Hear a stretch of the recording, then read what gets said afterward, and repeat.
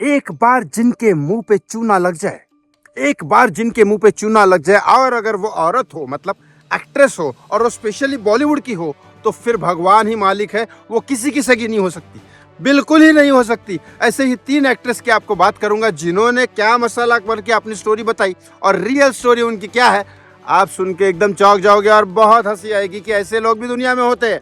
Yes, 3 actress की आज बात करूंगा जो मैंचो ड्रामा की क्वीन है, ड्रामा की खतरनाक क्वीन है। सबसे पहले मनीषा कोइराला, यस वही सौदागर, वो वाली मनीषा कोइराला। दूसरी है अमीषा पटेल, यस अभी जो गदर 2 आई थी, जो बहुत ही ज्यादा एजेड लग रही थी, गदर 2 की अमीषा पटेल। और तीसरी तनुश्री दत्ता, हाँ वही तनुश्री दत्ता जो एक जमाने में स्टार बनने की कोशिश की गई थी सोनू सूद और इमरान हाशमी के साथ, दिल नशी, यस वही सोनू सूद के साथ हीरोइन बनने वाली तनुश्री दत्ता। इन तीनों के बारे में आज बड़ी खबर बताने वाला हूँ, हंस हंस के आप परेशान हो जाओगे।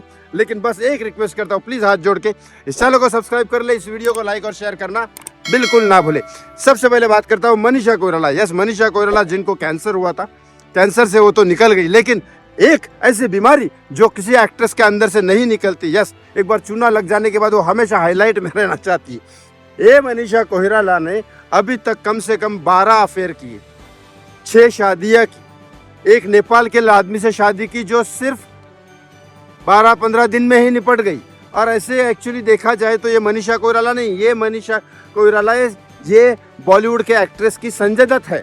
एक बार बार अफेयर करती है और बार बार ये करती है, और अब ये कह रही है मनीषा कोइराला कि मुझे अभी तक कोई प्यार करने वाला आदमी मिला ही नहीं, सबने मेरे को यूज किया है, कोई मुझे प्यार करने वाला मिला ही नहीं। इतने सारे अफेयर करोगे तो प्यार करने वाला मिलेगा कहाँ से।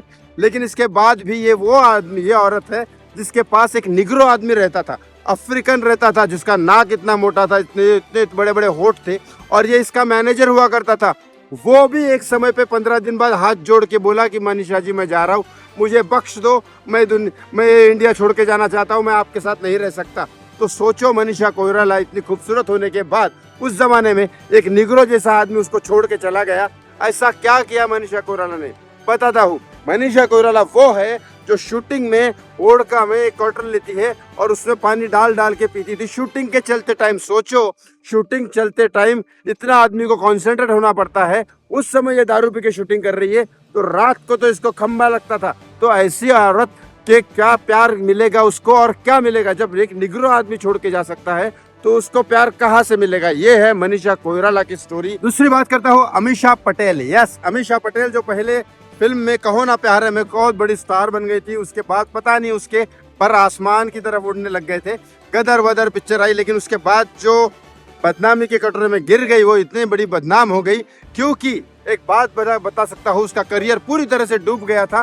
क्योंकि एक बात बहुत पहले से कही जाती है लोगों में, समाज में, जो अपने माँ बाप का नहीं हुआ वो किसी का नहीं हो सकता, और जो अपने माँ बाप का नहीं हुआ वो कभी जिंदगी में तरक्की नहीं कर सकता। क्योंकि अमीषा पटेल एक ऐसी औरत है जिसने पैसे जमा करने के बाद अपने माँ बाप के नाम पे तो नहीं दे, लेकिन अपने माँ बाप के ऊपर ही केस कर दिया कि इन्होंने मेरे पैसे खाए, और उनको कोर्ट में तक घसीट लिया था।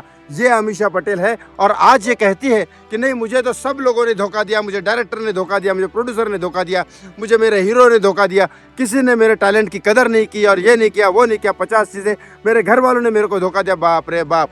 अब अपने माँ बाप के ऊपर जो केस करे माँ बाप, एक उम्र के बाद क्या चाहते हैं, क्या पैसा लेंगे अपनी बेटी का या बेटे का।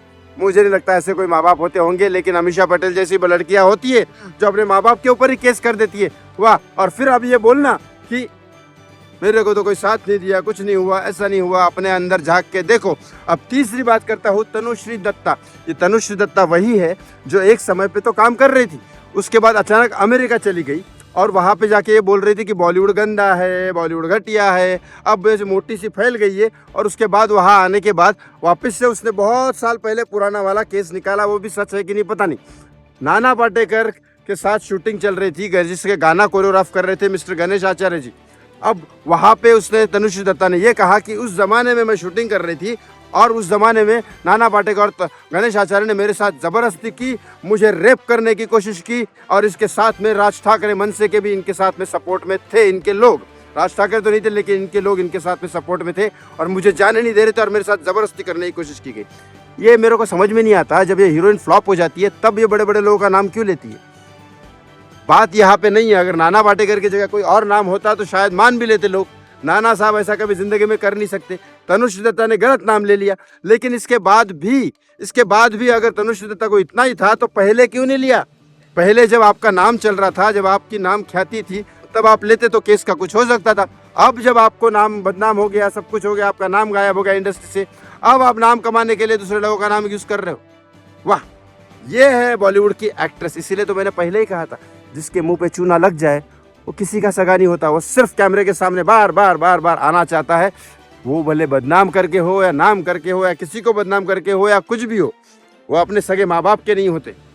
आपको इन 3 लड़कियों के बारे में कुछ कहना है, कमेंट बॉक्स में कमेंट करके जरूर बताएं। थैंक यू फॉर वॉचिंग मी। धन्यवाद।